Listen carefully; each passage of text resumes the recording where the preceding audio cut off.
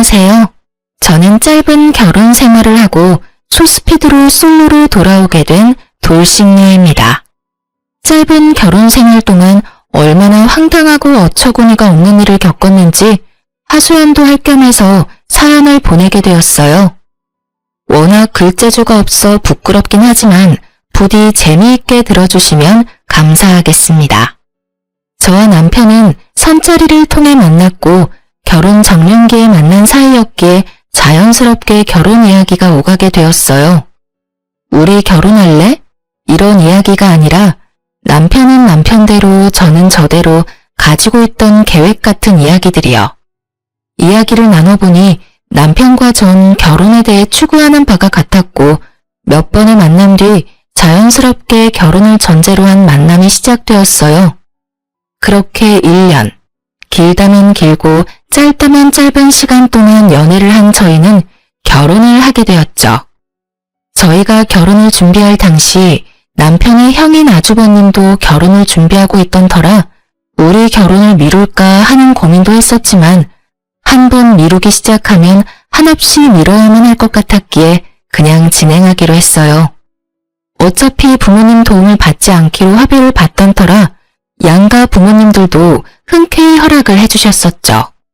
지금 생각하면 하늘이 도망가라고 주신 기회였는데 그것도 모르고 서둘러 결혼까지 했으니 다시 생각해도 저 자신이 안타깝네요. 어쨌든 저희는 결혼을 무사히 마쳤고 잘 살았어요. 그런 저희와는 달리 오래전부터 결혼 이야기가 오가던 아주버님은 상견례까지 하고선 파혼을 하게 되었어요. 상견례 이후 좋지 않은 소리가 오가고 싸웠다는 소리가 적잖게 들리더니 결국 헤어졌다고 하시더라고요. 아주버님의 파혼, 문제는 여기서부터 시작되었어요. 파혼을 하게 된 아주버님은 외롭다는 말도 안 되는 이유로 저희의 신혼집을 자주 오기 시작했고 숨쉬듯 자연스럽게 부부 사이에 눈치도 없이 끼어 시간을 보내려고 하더라고요. 그것도 한두 번이지 웃으면서 넘길 수 있는 횟수가 넘어가고 급기야 일주일에 5번을 오는데 결국 전 폭발하고야 말았죠. 자기야, 이야기 좀 해. 왜? 무슨 일 있어? 화난 것 같은데? 나 지금 화났어. 그것도 아주 많이. 왜? 무슨 일이길래 그렇게까지 화가 났어? 몰라서 물어? 아주버님, 당신 형, 너무 자주 오잖아. 한 달에 한두 번도 뜨악할 일인데 일주일 5번은 해도 너무하잖아. 나 정말 불편해. 신우이가 온다고 해도 불편한데 하물며 아주버님은 남자잖아. 내가 얼마나 불편하겠어?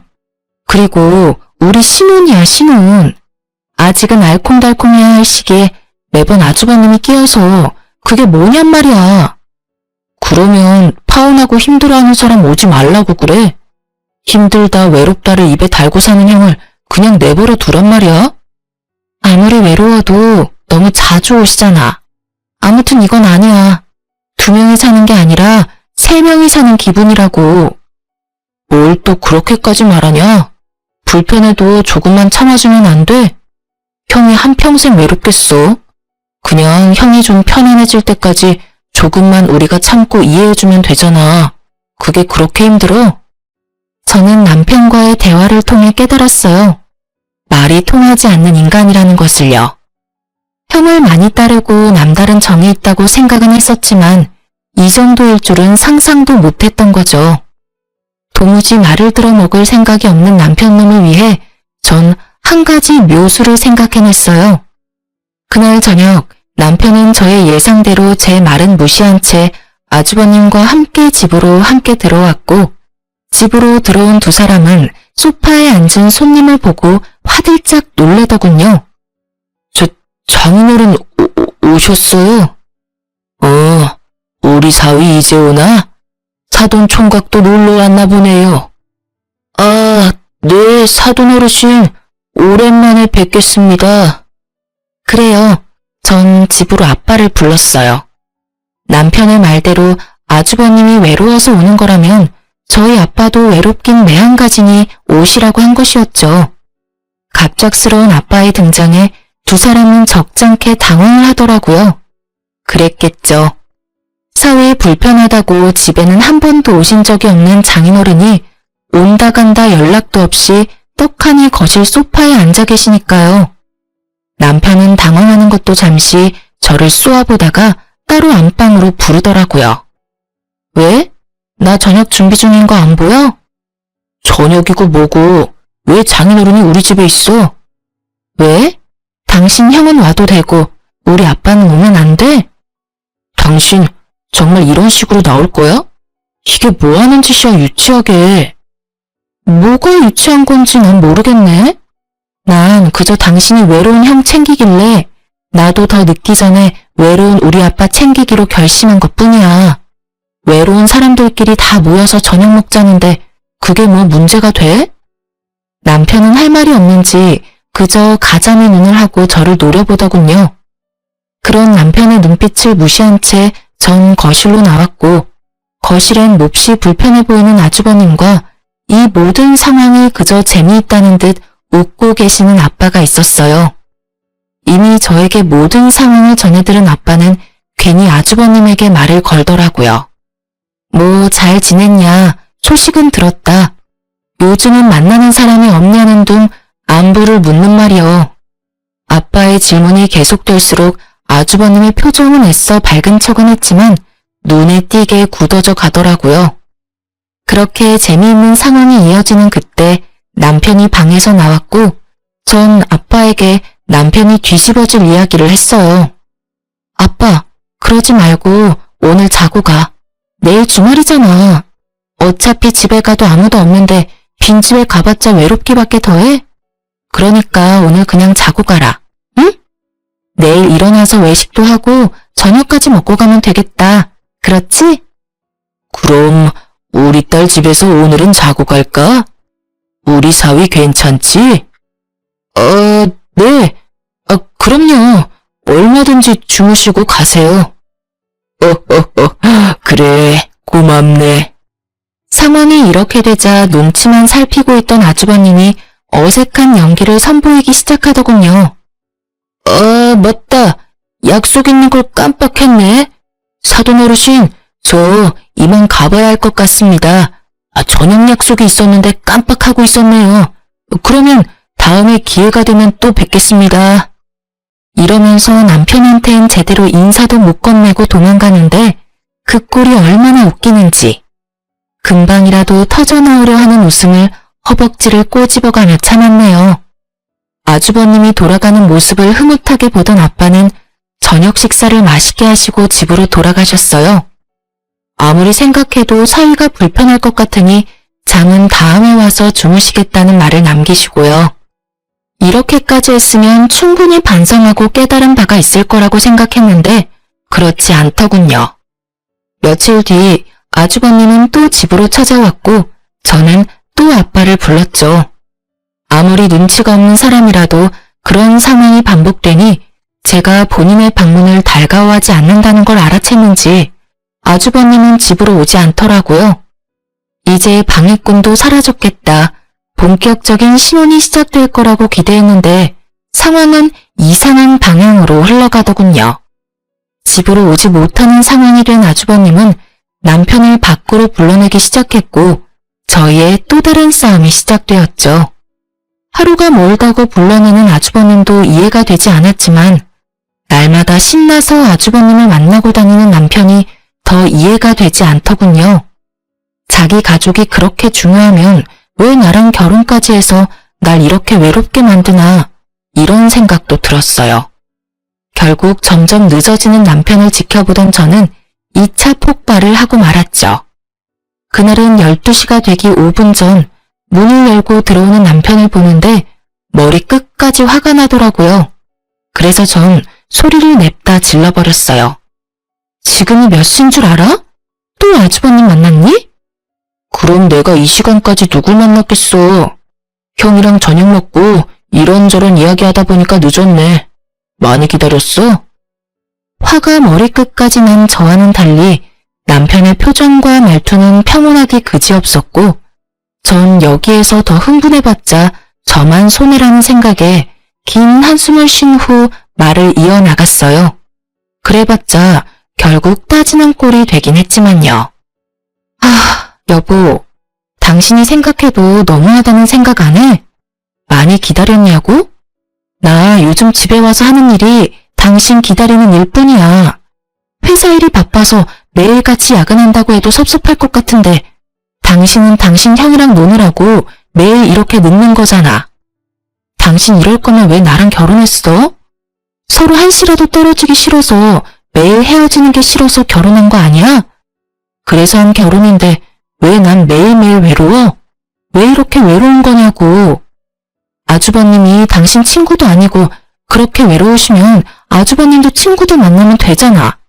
왜 하루가 멀다고 당신만 찾아? 난 있잖아. 도저히 이 상황이 이해도 안 되고 이 상황을 어떻게 받아들여야 하는지 모르겠어. 따지는 꼴이 되긴 했지만 전 최대한 감정적이지 않게 말하려고 애썼어요.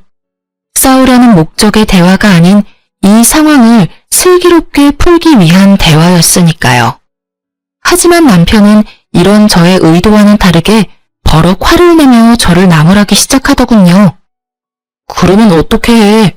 결혼하려다가 파혼했다는 소문이 친구들 사이에 다 퍼져 쪽팔려서 못 만나겠다는데. 파혼이 자랑할 만한 일이 아니란 건 저도 잘 알고 있습니다. 하지만 그런 이유로 한 가정의 가장이 된 동생을 날마다 부르는 게 제정신 박힌 사람이 할 짓인가요? 심지어 친형이? 말도 되지 않는 이유도 기가 막히는데 더 기가 막히는 말을 하기 시작하더군요. 당신이 우리 형이 집에 오는 것만 방해하지 않았으면 이런 일도 없었잖아. 나도 날마다 밖에서 형이랑 밥 먹고 시간 보내는 거 피곤해. 나라고 뭐 마냥 좋은 줄 알아? 그러게 누가 장인어른 내세워서 그딴 짓 하래? 이런 걸 보고 자업자득이라고 하는 거야. 알겠어? 이게 전부 내 탓이라고? 애초에 아주버님이 우리 집에 날마다 찾아오지만 않았어도 이런 일은 없었어. 어디서 모함질이야? 전 결국 참았던 화를 분출해버렸고 남편은 더는 말도 하고 싶지 않다며 방으로 들어가 버리더군요. 정말 그 순간 남편을 따라 들어가서 당장 이혼하자고 해버리고 싶은 걸 겨우 삼켰습니다.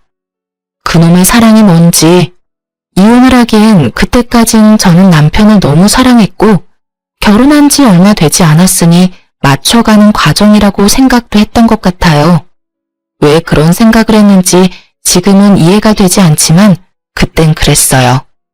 그 뒤로도 저희 싸움의 주된 원인은 아주버님이었고 그 싸움은 점점 잦아졌어요. 그러던 어느 날 저의 분노는 완전히 터지고 말았고 제 입에선 결국 참았던 이혼이 튀어나오고야 말았죠. 비록 이혼하자가 아니라 이혼이야 하는 경고성이 가득한 말이었지만 저에겐 마지막 경고와도 같은 것이었습니다. 그날도 남편은 아주버님과 저녁을 먹고 들어오겠다며 문자를 보내왔고 전 제 할 일을 하며 남편을 기다렸어요. 하지만 남편은 돌아오지 않았고 아침 해가 뜰 때까지도 남편은 오지 않더군요. 연락도 없이 외박이라니. 그쯤 되니 오기가 생겼고 저도 연락은 하지 않고 기다렸어요. 그렇게 기다리고 기다리던 남편은 정오가 넘어서야 집으로 뭉구적거리며 들어왔고 전 그야말로 터지고 말았어요. 야, 너 진짜 미쳤어? 네가 제정신이야? 외박? 미쳤지 미쳤어. 당장 어디서 뭘 했는지 설명하지 못해? 노발대발하던 저의 모습에 남편은 우물쭈물 눈치만 살피고 있더군요. 이 새끼를 어떻게 해야 하나 깊은 고민에 빠져드는 그 순간 시모에게 전화가 왔습니다. 아가, 아범 잘 들어갔니? 어제 아범이랑 네 아주버님이랑 우리 집에서 밥 먹고 술을 한잔 했는데 그만 잠이 들었지 뭐니. 나도 먼저 잠들어서 오늘 아침에야 둘 다 여기서 잠든 걸 알았어. 아침에 너한테 연락한다는 게 애들 밥 챙기다 보니까 깜빡해버렸어. 걱정 많이 했지? 내가 진작 연락을 했어야 했는데 늙으면 이렇게 깜빡깜빡 한다니까. 누굴 바보로 하는 것인지 시모의 말은 절 납득시키기엔 부족했고 짜고 하는 말이 분명하다는 생각만이 가득했어요. 그렇다고 따지고 들자니 증거가 없더군요. 그래서 전 이 원흉의 싹을 잘라내기로 했어요. 당신 앞으로 다신 아주버님하고 만나지 마. 명절에 시댁에서 보는 건 어쩔 수 없지만 그 외에 밖에서든 시댁에서든 사적으로 만날 생각도 하지 마. 한 번만 더 이런 일 있으면 우리 이혼이야? 당신도 알지? 내 입에서 이혼이라는 말 나온 이상 절대 번복은 없다는 거. 아, 알겠어. 진짜 미안해.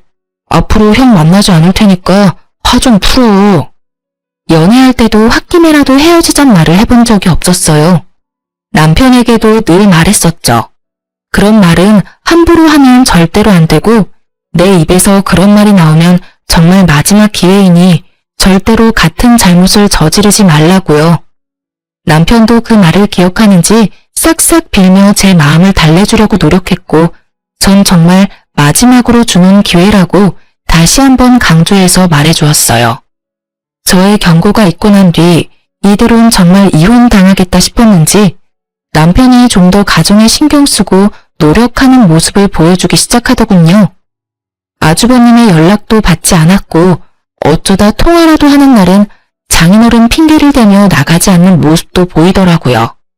전 한 번의 외박이 문득문득 떠올라 신경이 쓰이긴 했지만 한 번쯤은 그럴 수 있다.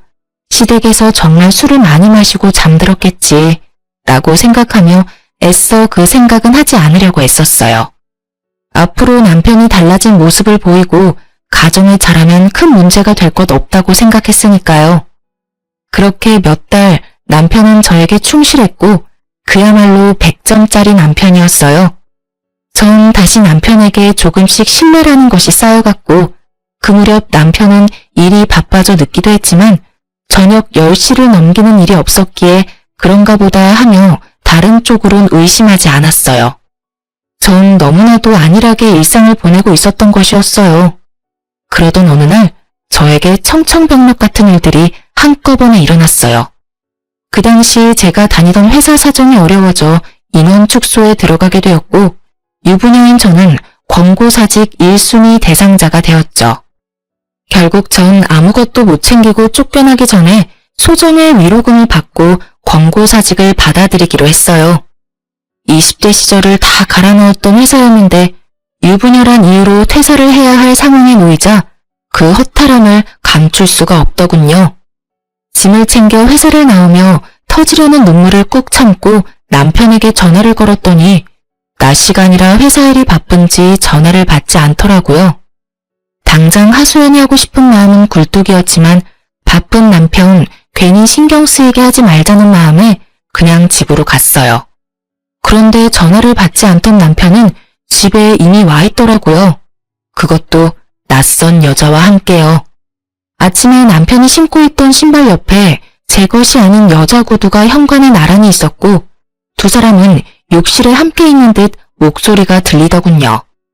이게 무슨 상황인가 아주 잠깐 멍했던 것 같아요. 하지만 이내 이 놀라운 상황이 파악되더라고요. 제가 퇴사당한 것을 상상치도 못한 남편놈은 제가 그 시간에 집으로 돌아올 거란 생각은 전혀 하지 못했고 집으로 여자를 끌어들여 욕실에서 좋은 시간을 보내느라 제가 오는 소리조차도 듣지 못했던 것입니다.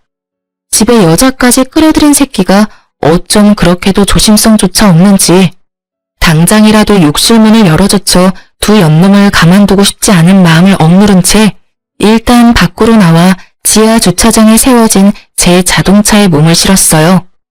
그리고 전 미친 남편 새끼를 어떻게 처리해야 할지 생각하고 또 생각했어요. 도저히 그냥 이혼만으로는 제 분이 풀리지 않을 것 같았거든요.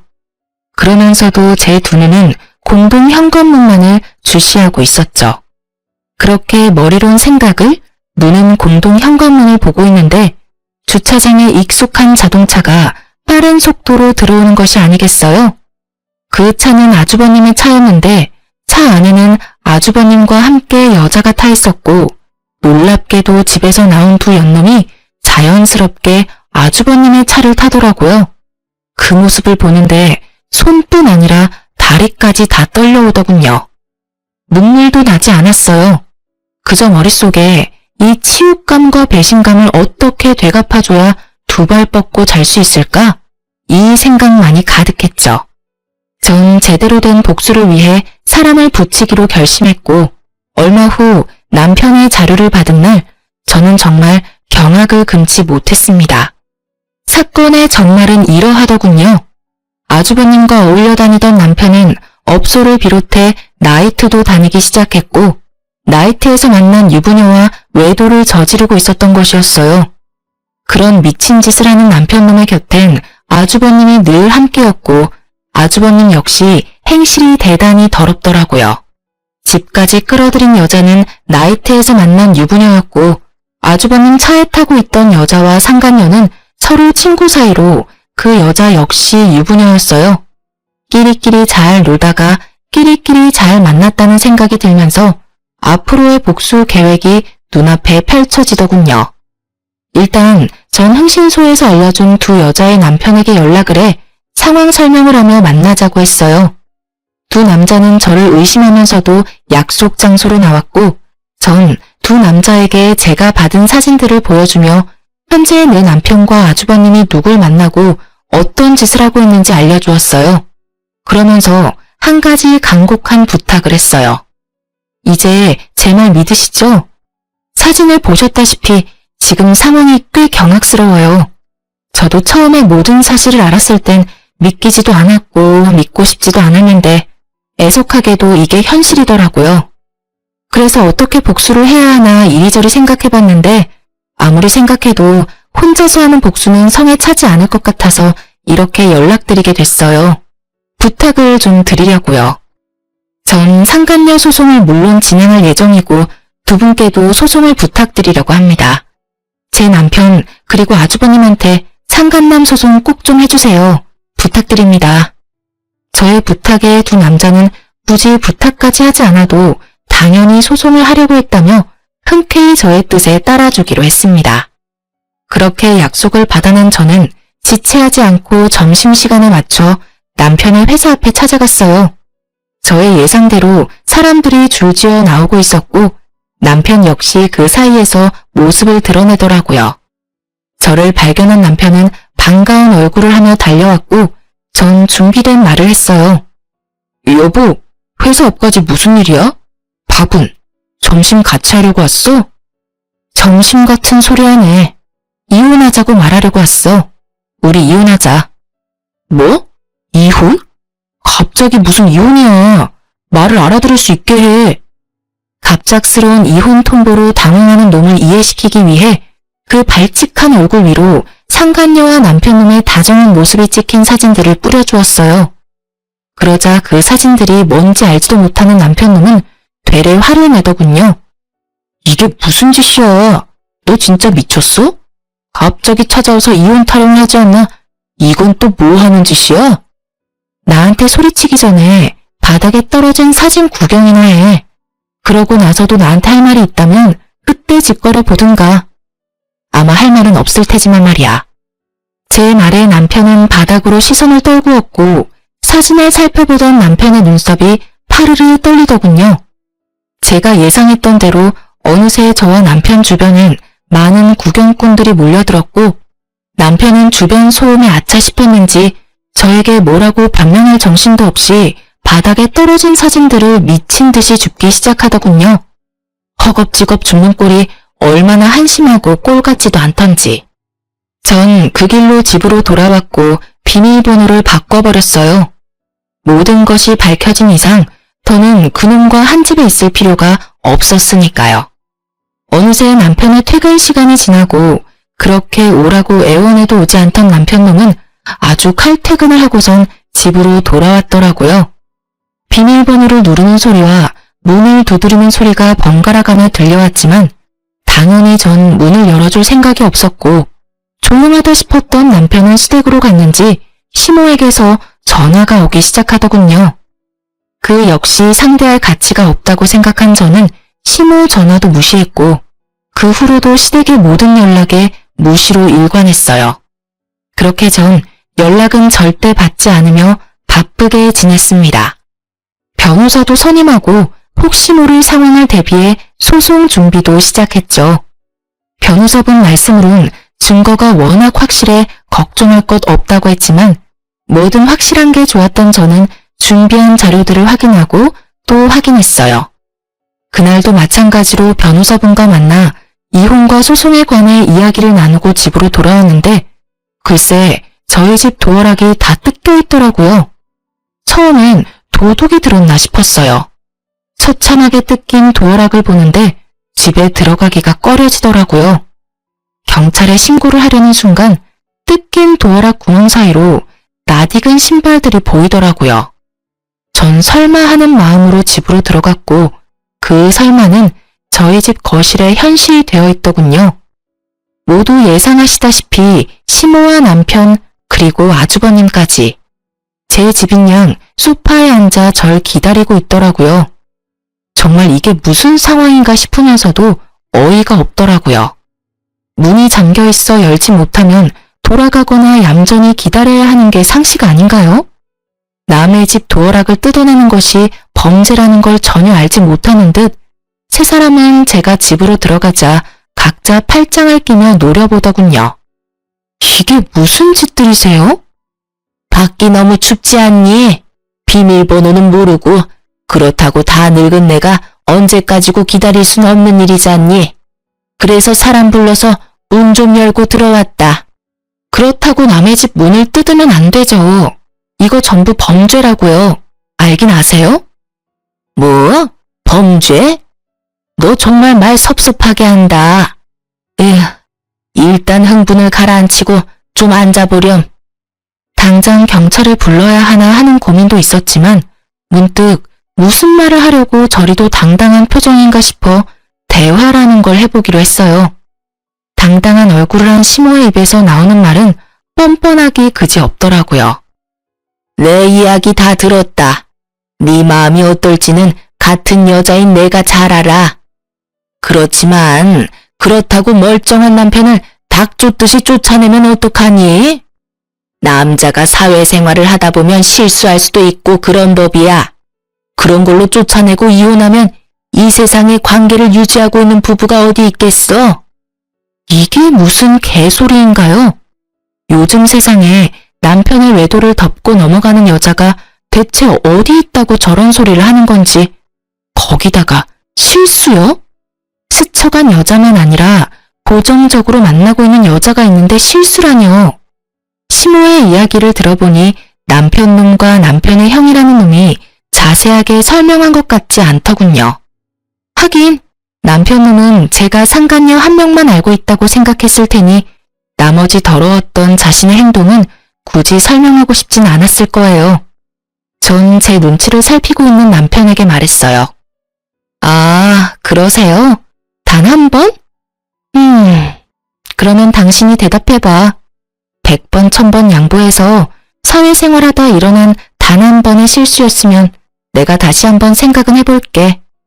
정말 모든 걸 다 걸고 단 한 번뿐인 실수가 맞아? 남편 놈은 제가 모든 거를 알고 있다는 사실을 모른 채 기다렸다는 듯 타이밍 좋게 눈물까지 글썽이며 준비한 대사를 뱉어내기 시작하더라고요. 그 모습을 보는데 정말 구역질이 다 나더군요. 정말이야. 나 정말 한 번, 그것도 충동적으로 스치듯 만난 여자였어. 마음을 준 적도 없고 정말 실수였어. 앞으로는 그런 일 절대 없을 거라고. 무슨 이어달리기도 아니고 남편놈의 말이 끝나자 아주버님이라는 작자가 말을 이어받아 남편놈의 변호를 하고 나서더군요. 이 녀석 말 다 사실이에요. 재수씨, 제가 다 증명할 수 있어요. 이 녀석은 바람을 피울 녀석이 못 된다고요. 아, 그래요? 저 사람이 바람 피울 사람이 못 된다, 이 말이죠? 예. 그리고 재수씨가 이번 일만 넘어가 주시면 제가 다신 이 녀석 불러내지 않을게요. 밖에서 따로 만나서 술을 마신다거나 시간을 보내는 일은 절대 없을 겁니다. 약속드릴 수 있어요. 각서 쓰라고 하시면 각서도 쓸 수 있어요. 이런 와중에도 당당한 시모와 금방이라도 내게 무릎을 꿇고 싹싹 빌 것만 같은 두 남자를 보고 있자니 어이가 없어 웃어버렸어요. 그렇게 소리내어 웃자 세 사람은 절 무슨 미친 여자 보는 듯이 쳐다보더라고요. 아, 이 어이없는 연기를 보고 있는데 어이가 없기도 하고 미치고 팔짝 뛰겠어서 웃음이 다 나네요. 그럼 이제 이것 좀 보시면서 이야기 나눌까요? 전 준비된 사진을 가지고 와 시모에게 한 장 한 장 보여주며 정성스레 설명까지 해주었죠. 천천히 나열되는 사진과 설명에 시모의 얼굴은 점점 굳어지더라고요. 잘 보세요. 이건 지금 저 새끼가 만나는 여자랑 저 새끼의 다정한 사진. 아, 심지어 이 여자는 저희 집까지 들락날락한 여자예요. 아주 두 사람이 어찌나 좋아 죽던지 이혼할 마음을 그때 먹게 됐지 뭐예요. 아, 이 사진도 대박 아닌가요? 요즘 아주버님이 자주 만나는 여잔데 참고로 이 여자도 유부녀예요. 두 여자가 글쎄 친구 사이라네요. 끼리끼리 잘 놀고 잘 만나지 않았나요? 그리고 이건 바람 피우고 있는 여자가 있으면서도 부지런히 아들 두 분이 나이트를 밤마다 들락날락하고 있는 사진. 이 사진 보고서 제가 충격이 제일 컸는데 한번 봐보세요. 이건 나이트에서 성과가 좋지 않은 날에 가서 놀던 업소예요. 아, 아시죠? 그 외에 여성분들이 상시 대기하고 있는 그런 곳이요. 여러모로 참 놀랍더라고요. 그 중에서도 제일 놀랐던 게 체력이에요. 정말 체력도 대단하지 않아요? 이러고 밤늦게까지 놀고 집에 들어왔으니 쌀 틈도 없이 머리만 쳐대면 잠을 잤겠죠. 사진을 꺼내자마자 얼굴부터 굳은 시모는 술집 여자 사진에서 표정이 확 썩어가더군요. 당연한 일이었죠. 제가 아는 시모는 아들의 외도 때문에 집에서 쫓겨났다는 사실만으로도 내심 큰 충격에 빠졌을 텐데 겨우 마음을 추스르고 어떻게든 제 길을 죽여 아들의 이혼을 막아보고자 하는 마음으로 이곳에 왔을 테니까요. 그런데 상간녀만 있는 것도 아니고 한두 번도 아닌 거의 날마다 여자를 찾아 헤매고 다녔다는 사실은 꿈에서라도 상상하지 못했을 테니까요. 제가 모든 사실을 알고 증거까지 충분하다는 사실이 밝혀지고 난 후 세 사람은 서로의 눈치를 살피며 이 난관을 어떻게 헤쳐나가야 할지 고민에 빠진 듯 보이더군요. 그런 세 사람을 보던 제 입가에는 미소가 걸렸고 이내 저의 표정을 본 시모는 이런 와중에도 제가 지 아들보다 우위에 서 있는 꼴이 보기 싫었는지 실수라는 말은 쑥 넣어버리고 태세를 바꿔 어떻게든 저를 이겨먹으려고 노력하더라고요. 에휴, 그래. 어떤 상황인지는 잘 알겠고 그래서 이혼을 바란다 이 말이지? 그럼 그렇게 하도록 하자. 그깟 이혼 여자는 몰라도 남자한테 흠들 거 하나 없어. 이왕 이혼 이야기 나왔으면 더 지체할 필요도 없지 않겠니? 그게 호적이든 집이든 말이야. 당연하죠. 전 하루라도 빨리 이혼하고 싶어요. 그러니 아들한테 소송까지 갈 필요 없게 원만한 합의 좀 해주라고 해주세요. 그건 걱정하지 마라. 우리 아들이라고 니까지 것한테 미련이 있는 줄 아니? 오늘도 안 오고 이혼하겠다는 거 내가 겨우 사정사정해서 데리고 왔다. 이럴 줄 알았으면 그냥 나만 오는 거였는데 내가 지금 후회가 커. 아, 그러셨어요? 그러면 이혼은 하기로 했고 더 할 말 없으면 이만 좀 가주실래요, 다들? 아까부터 주거침입으로 신고하고 싶은 걸 겨우겨우 참고 있는 중이거든요. 아가, 아니 얘, 그게 무슨 말이니? 나가려면 네가 나가야지. 어머님, 아니 아줌마, 왜 내가 나가요? 나가려면 당신네들이 나가야죠. 참, 여기 엄연한 내 아들 집이다. 그러니 당연히 네가 나가야지. 지금까진 어떻게든 둘이 화해시켜보려고 네가 내 아들 쫓아내고 내 아들 집에서 혼자 편히 지내는 걸 내가 두고 보고 있었지만 이젠 아니지. 네가 내 아들과 기어코 이혼하겠다고 하니 더는 여기서 지내는 꼴은 못 본다. 그러니 지금 당장 짐 챙겨서 나가. 그렇지 않으면 네가 부르겠다고 한 경찰 내가 지금 부를 테니 말이다. 무슨 이야기의 서두가 이렇게나 긴가 싶었더니 결국 집 이야기더군요. 설마 하며 생각은 했었지만 이 정도로 시모가 아는 것이 없을 줄이야. 시모의 당당한 요구와는 달리 형제의 눈동자는 급격하게 갈 곳을 잃고 흔들리고 있더라고요. 그 눈빛에서 제발 아무 말도 하지 말아달라는 간절함이 보였지만 전 그렇게 해줄 생각이 없었고 진실을 시모에게 말해주었어요. 아줌마, 그러니까 당신들이 나가란 말이에요. 무슨 말인지 모르겠어요? 여기 내 명의, 내 집이에요. 제 말에 시모는 이때껏 보이던 차분하고 당당한 모습은 온데간데 없이 사라지고 노발대발하며 흥분을 하기 시작하더라고요. 뭐? 그게 무슨 소리니? 아무리 집 사는데 네 돈이 좀 들어갔다고 한들 당연히 집은 남자 명의로 했어야지. 절대 이 집은 포기 못한다. 내 아들 돈이 네 돈보다 훨씬 많이 들어갔어. 난 소송을 해서라도 집 지킬 테니 그런 줄 알아. 당연하지 않은 말을 당연하게 뱉고 있는 시모의 입에서 급기야 소송이라는 단어가 나왔고 전 굳이 제 입으로 말하기 싫었던 사실까지 말하게 되었어요. 아줌마, 잘 들으세요. 이 집에 아줌마 아들 돈 땡전 한 푼도 안 들어갔어요. 이 집 살 당시에 그 잘나신 아줌마 큰아들이 도박 빚으로 결혼 자금까지 다 날려먹었어요. 그래서 아줌마 둘째 아들이 자기 결혼 자금을 털어서 그걸 도와줬고요. 그러니 어떻게 했겠어요? 그때서야 파혼을 할 수도 없는 노릇이고 그냥 제가 가지고 있던 돈이랑 친정에서 조금 빌려서 제가 잔금 치렀어요.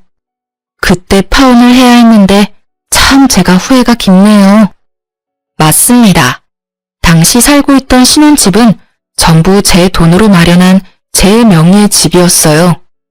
계약금을 치르고 잔금일을 3일 앞둔 날 남편이 돈이 없다고 하더라고요. 형이 도박으로 돈을 다 날려 결혼할 돈이 없어 결혼을 못하게 생겼다나 어쨌다나. 그래서 남편이 모은 돈을 형에게 다 빌려줬다고 하더라고요. 그 모은 돈은 잔금을 치를 돈이었는데 말이죠. 참 황당했죠. 어이도 없었고요. 이때 파혼을 고민하지 않았던 건 아니었어요. 파혼에 대한 고민을 엄청나게 했었어요. 계약금? 물론 계약금이 아까운 이유도 없진 않았겠죠. 하지만 제가 파혼을 하지 않고 결혼을 진행했던 건 단 한 가지. 남편을 사랑했기 때문이었어요. 그놈의 사랑이 뭐라고 이혼이라는 결과가 기다리고 있는 줄 알았다면 그때 파혼을 했을 텐데 제 한치 앞이 뻔히 보이는데도 불구하고 왜 앞날을 애써 무시했는지.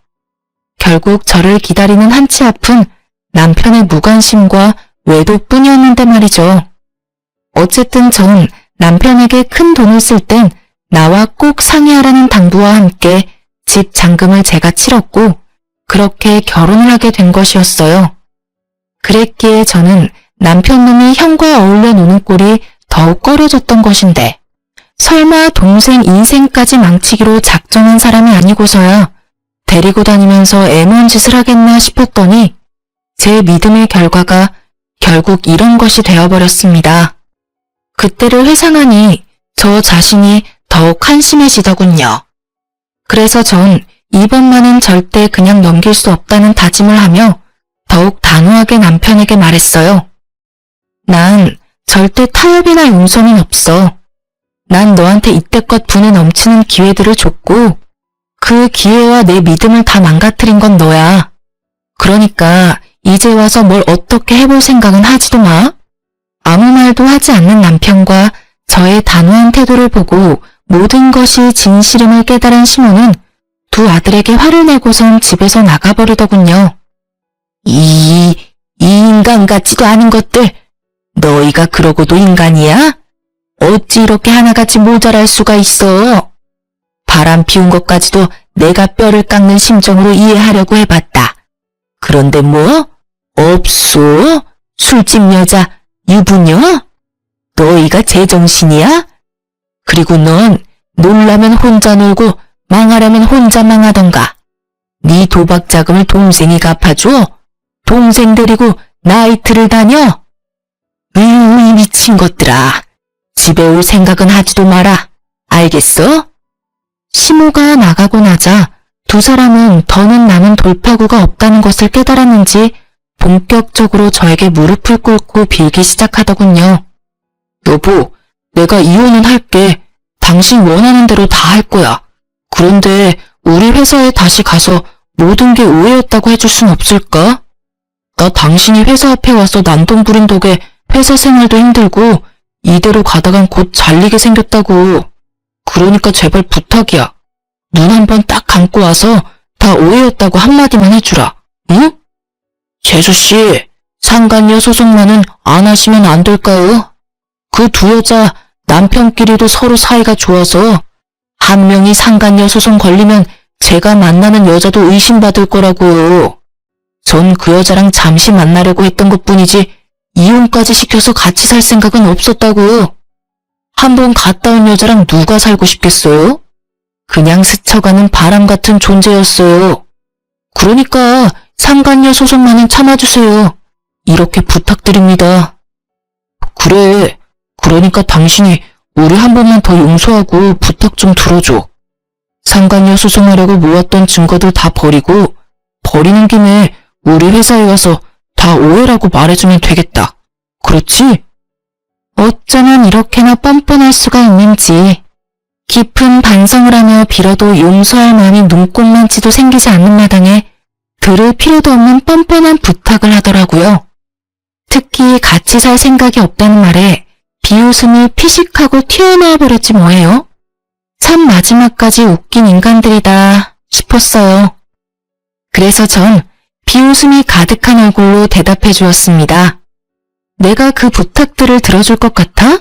꿈도 크다. 내가 왜 굳이 그 사람 많은 점심시간에 회사 앞까지 찾아가서 이혼하자고 하며 사진을 던졌겠니? 그렇게 되라고 너 망신 좀 당하고 회사 생활 좀 불편해지라고 일부러 그런 거야. 알겠어? 그리고 뭐? 상간녀 소송을 하지 말라고? 웃기고 자빠졌다 진짜.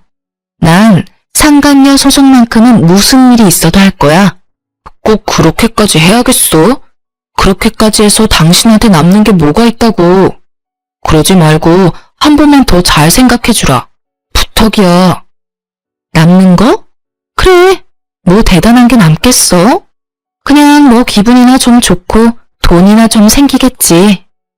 근데 있잖아, 내가 아까 네 엄마한테 하는 말 잘 못 들었나 본데 나 네가 이 집에서 인연이랑 무슨 짓거리까지 했는지 다 알고 있다니까?